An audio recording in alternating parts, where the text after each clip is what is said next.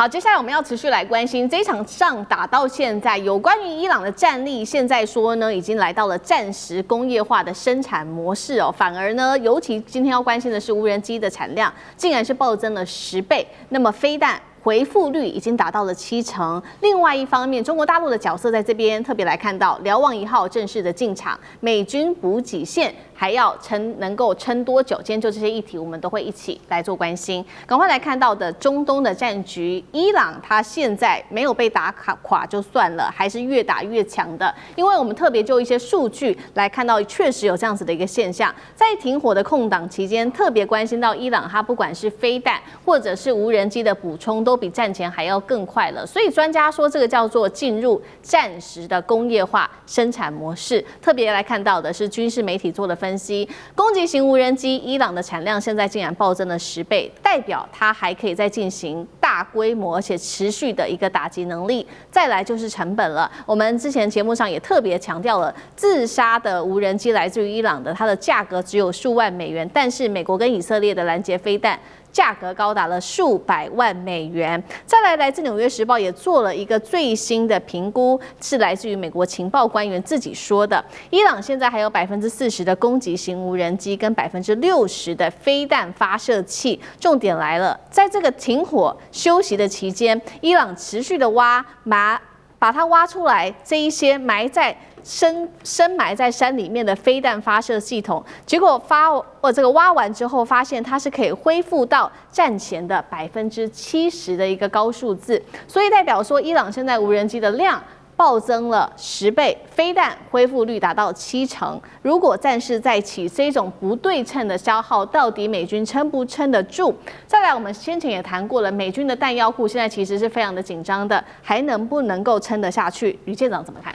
我们来看啊，其实这个是一种不对称战争对于精确打击的战争的2种比拼。那在这2种比拼里面呢，那其实真正的问题就是价格。为什么？因为我们讲到说有关于这一个我们上一节提到的水雷啊，或者是我们现在讲到的无人机啊，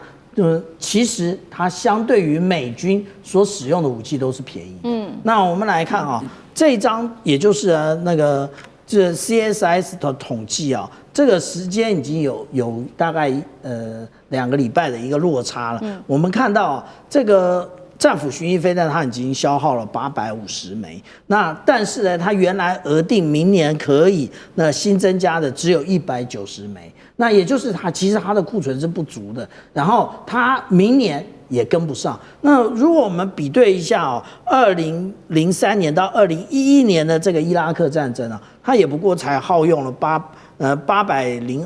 颗飞弹，所以我们就讲到现在耗用的数量是非常可怕的。那我们讲的是攻击的，那如果有关于防御的，那第一个我们看到为什么现在以色列其实它本身被打得很惨，因为它的各层的这种防御啊，它其实有7层啊，那也就是最低的从铁穹上面的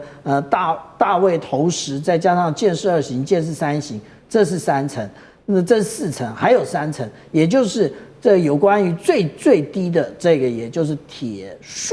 束也就是雷射武器啊。雷射武器之外，它还加上美军的爱国者跟萨德。那我们来看呢，以去年的12日战争来讲的话，萨德在这一个区域，这个区域在哪里？从约旦河西岸往塔拉维夫方向看而已。那只有这一个部分的话，萨德就耗了39颗，但是明年就是以今年来讲啊，萨德也只做32颗啊。那你根本补不足这个缺口嘛。那如果在海军的话，其实我个人的研判啊，这一次的这个停火，其实伊朗是算错的。为什么？因为美国的所有的驱逐舰，它的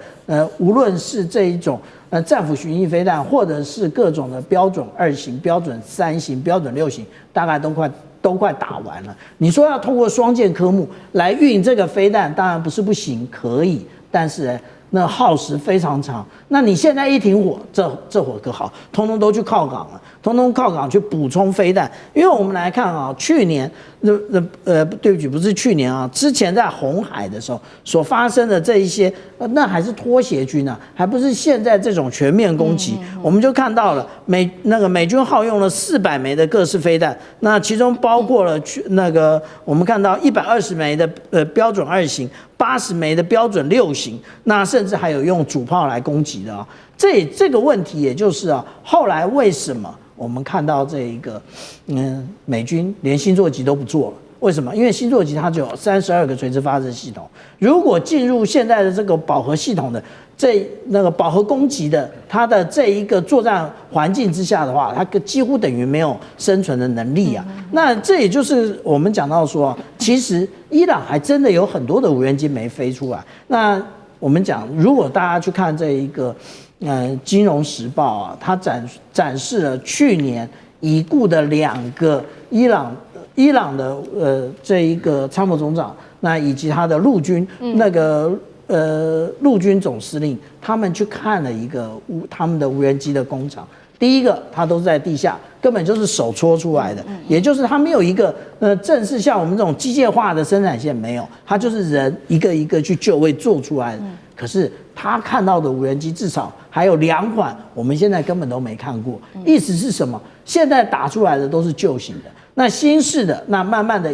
一代一代推出的时候，其实这个才会造成美国海军或是未来可能登陆的最大压力。好，我们看到现在面对美以美国面对于伊朗的这个不对称的消耗战，除了说在武器上面他们慢慢的感到非常大的压力之外，另外一方面就是面对的是人的一个压力，因为呢，现在看起来伊朗啊，他们的要打美国的决心已经比以前还要更强烈了。特别我们来看到几个关键人物，首先是伊朗的陆军总司令，他喊话说战斗会持续到最后一滴血。再来就是伊朗的最高领袖穆吉塔巴，根据西方媒体的情报显示说，穆吉塔巴在上一次的攻击当中，造成他这个被飞弹攻击，结果面目全非之外，还少了1只腿哦。但是他还是持续的在床上展现决心，跟他的这些部属们、他的下属们持续的沟通，要他们继续的整装，并且他已经最新喊话说，整装待发，准备让敌人遭遇新的惨败。再来就是现在整体的伊朗的内部的这个气氛，现在最新看到是上千女性呢，她们持枪上街，年轻人他们也开始公开的宣示他们要参战，甚至说要为国捐躯。现在看起来民间的力量也动员起来了。再来就是中国大陆，刚刚讲到大陆的角色，大陆在这个时候出现了，包括它的情报舰瞭望1号在阿曼湾引发关注，它可以征收到6000公里的这种电子征收的一个范围，收集美军的电子的指纹，所以看起来伊朗全民皆兵，再加上来自于中国的情报舰，接下来在中东长期抗战，美国有能力接招吗？委员怎么看？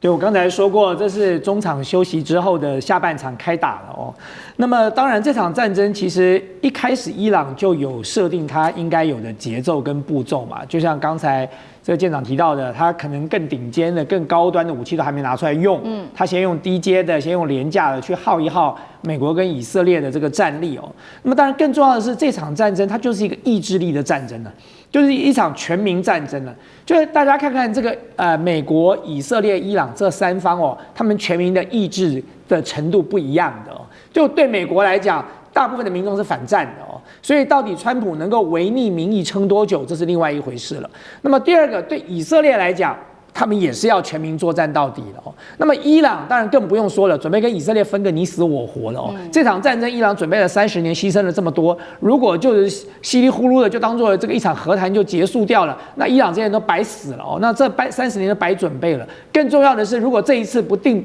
毕其功于一役，美国跟以色列以后一定卷土再来哦。那么，所以在这种情况之下，我认为伊朗这种全民皆兵哦，全民愿意投入作战的这种意志非常坚定的。所以，如果大家来比拼这个所谓的韧性的时候哦，恐怕美国并不会是伊朗的对手。那么更不要提到说，其实伊朗从一开始哦，就最近我们看到了很多来自于伊朗的学者的一些这个视频哦，他们一开始就知道最终一定要打地面战的。他们从来没有侥幸的认为说不会打地面战，可是他们认为地面战对美国来说就是地狱的这个大门了，就灾难的开始了。为什么？因为伊朗的地形哦，大家看一下伊朗的地形，伊朗的地形周边是山脉啊，然后中间是高原，所以伊朗不是那个一马平川的机械化部队一登陆就可以从头走到尾的。所以在这种过程当中，伊朗绝对有足够的实力哦，利用它这个天然的地形，把美国的部队耗死在这样的一个格局里头啊，就好像我们当年打8年抗战一样，我们用空间去换时间。是。伊朗可以足足做得到，更不要讲说他还有100万部队了。所以美国到底如果真的要打登陆战，他到底要派多少部队去登陆，这又是另外一个问题。那我们刚才已经提到了嘛，美国现在显然他要避免打登陆战，他就发明了另外一套东西。可是另外那套东西，我想刚才这个我舰长也帮大家分析过了，是你到底耐不耐打嘛？很显然的，真的开打的时候，你就会要开始闪得比较远一点了。那你闪得比较远一点，你还能够封锁这个海峡吗？那你更不要提到说这个国际间的你这个盟邦，大家可能会对华府施压，说莫名其妙，我突破1个封锁就够惨了，你现在让我突破2个封锁哦，所以这些东西其实都是对美国不利的。那更不用讲曼德海峡了。那各位知道那个曼德海峡，它最窄的地方只有25公里。刚才这个永明兄帮大家分析过，25公里哦，25公里里头这个28公里哦，它28公里中间还被一个岛隔了。所以呢，一边呢只有3公里宽，另外一边有25公里宽。所以你想想看，所有的船只通过曼德海峡，在最窄的那个地方都只有25公里宽的宽度的航道，在那里这个要实施封锁，并不是这么困难的哦。虽然这个也许效果不见得像荷姆兹海峡这么好哦，但是它只要一旦封锁，对全球来说，那就是另外一个冲击了。那我们现在看到的是，中国大陆其实也把手伸进来了哦，就他派出来了这个瞭望1号嘛。那瞭望1号是对中国大陆来说是最新的这个战略的预警舰哦，它有6个大型的球形的那个天线罩哦，然后还有8部大型的天线。它的功能是什么呢？它可以在监控范围6000公里，这6000公里的监控范围之内，所有的什么电子战的讯号啦、卫星通讯啦、雷达频率，它通通都可以征收到。那它同时可以在空中锁定1200个目标哦。所以如果它跟伊朗进行所谓的这个情报数据共享的话，它等于给了伊朗非常好的眼睛了，就有千里眼了。伊朗有100万雄师，可它需要一个千里眼。伊朗只要能够得到了瞭望1号的这个情报数据共享，那接下来伊朗要打哪里，要这个防止哪里的飞弹来袭，伊朗都可以轻松的应对跟掌握了。好，这个是我们看到这个伊朗哦，他现在如虎添翼哦，还拿到了来自于中国大陆的这个情报的资源之外，现在美军哦，现在要更加的有压力的原因，就是因为他们的海上战力哦受到影响。最基本的东西就是他们没有吃饱，这是来自于今日美国的外媒做的报道，说他们的官兵在前线真的这个伙食非常的差尤其是迪利波里号跟林肯号上面呢，说这个餐盘里面迪利波里号只有少量的碎肉对半的玉米饼，那林肯号的伙食只有少量的红萝卜，还有这种干硬的肉饼。军人的家属也爆料说，他们寄了很多的东西要给自己的这个军人。自己的孩子，但是发现这些生活用品都寄不出去。再来五角大厦说这些消息都是假消息而已，但是呢，前线的照片流出来，现在看起来已经打击了美军的士气。杨老师怎么看？这些消息都是真消息。因为都有视频，都有民间的这个 TikTok 啊，或者是 Instagram 在传。我也看了一些。那我觉得这个其实就是在这一次美国跟伊朗的对峙当中地理地缘因素就不断的在扩大。过去我们看到美国打几场顺手的战争的时候呢，似乎这个地理地缘因素就不是那么的关键。但是呢，在之前的阿富汗战争，美国是受创很深。这一次你看到伊朗在这个高原堡垒之上，它不只是说你不敢去打它的地面全面战争，然后呢，你对于它的就是能源设施你也不敢去动手。川普这2天说要威胁去打电厂但是呢，他也知道，他打下去伊朗回敬的话，那整个全球油价不就这个等于是飙飞一样？另外，这个地理地缘什么因素呢？美国在全世界有750个军事基地，大概在中东有13到17个，其实大部分都在海湾地区以内。如果在中东以外的话，你就要经过红海，或者是要到印度洋深度的那个叫做 Diego Garcia。非洲的东岸没有什么美国的军事基地。要作为美国的军事基地，第一个是补给、维修、官兵的休息，它有一定的就是除了政治跟经济关系之外，它有一定的基础建设。所以在这个里面呢，他就把他的为什么第5舰队的总部放在巴林，在波斯湾里面，